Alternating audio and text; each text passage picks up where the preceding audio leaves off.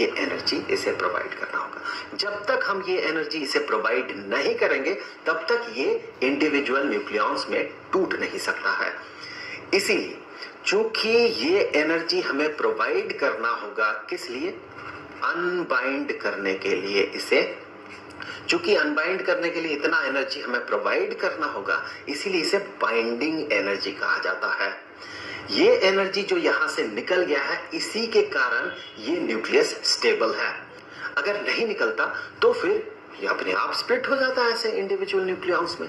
क्योंकि इसमें इसके रेस्पेक्ट में ई एनर्जी कम है, तो उसी ई एनर्जी के कारण, या फिर कहे वही ई एनर्जी रेस्पॉन्सिबल है कि ये न्यूक्लियस के तौर पे बाउंडेड है। इसीलिए हम इसे बाइंडिंग एनर्जी कहते हैं।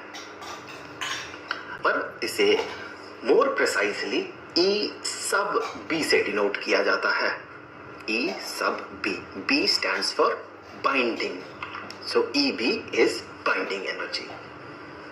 यहां पर एक और टर्म आता है जो कि थोड़ा ज्यादा हेल्पफुल है, वो है बाइंडिंग एनर्जी पर न्यूक्लियॉन।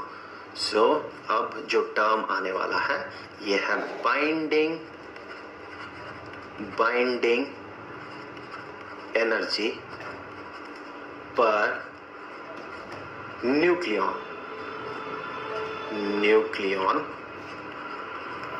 नाम से ही आप समझ रहे हैं इसका मतलब क्या है। अगर हीलियम न्यूक्लियस का एग्जांपल लिया जाए जिसका कि बाइंडिंग एनर्जी मान ले Eb है, तो फिर बाइंडिंग एनर्जी पर न्यूक्लियॉन जो होगा, जिसे कि हम रिप्रेजेंट करते हैं E सब Bn से, यहां पर B बाइंडिंग के लिए है और N है पर न्यूक्लियॉन के लिए, तो इस हीलियम न्यूक्लियस के केस में हम कहेंगे इसका जो बाइंडिंग एनर्जी पर न्यूक्लियॉन होगा, बाइंडिंग एनर्जी पर न्यूक्लियॉन मतलब कि अगर इसमें 4 न्यूक्लियॉन्स हैं तो टोटल बाइंडिंग एनर्जी अगर Eb होता है तो बाइंडिंग एनर्जी पर न्यूक्लियॉन कितना होना चाहिए? ये होना चाहिए जो बाइंडिंग एनर्जी है divided by number of nucleons. तो यहाँ नंबर ऑफ न्यूक्लियॉन्स जो है 4 है। एक जनरल फॉर्मूला अगर बनाते हैं तो 4 की जगह हम क्या लिखेंगे? ऑब्वियसली ये 4 क्या है?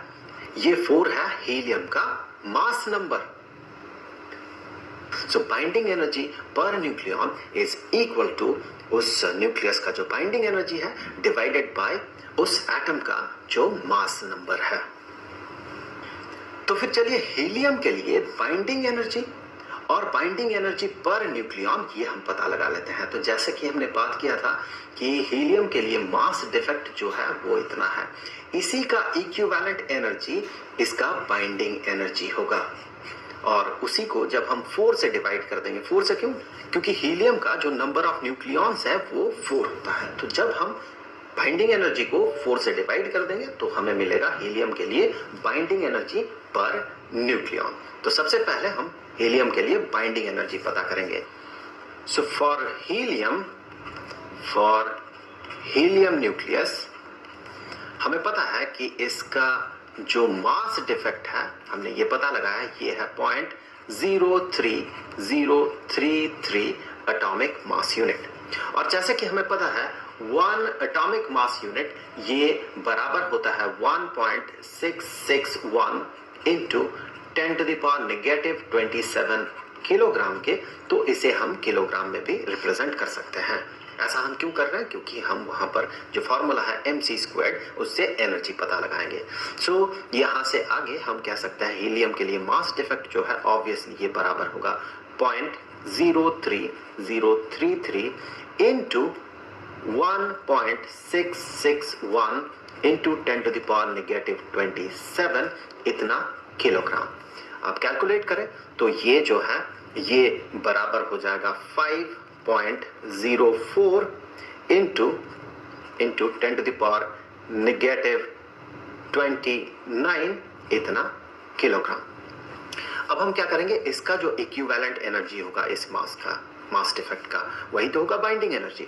तो ऑब्वियसली जो बाइंडिंग एनर्जी होगा हीलियम न्यूक्लियस का ये बराबर होगा मास डिफेक्ट इंटू c² के। सो वैल्यू पुट करते हैं। सो मास डिफेक्ट जो है ये है 5.04 इंटू 10 to the power -29 इतना किलोग्राम इंटू सी स्क्वायर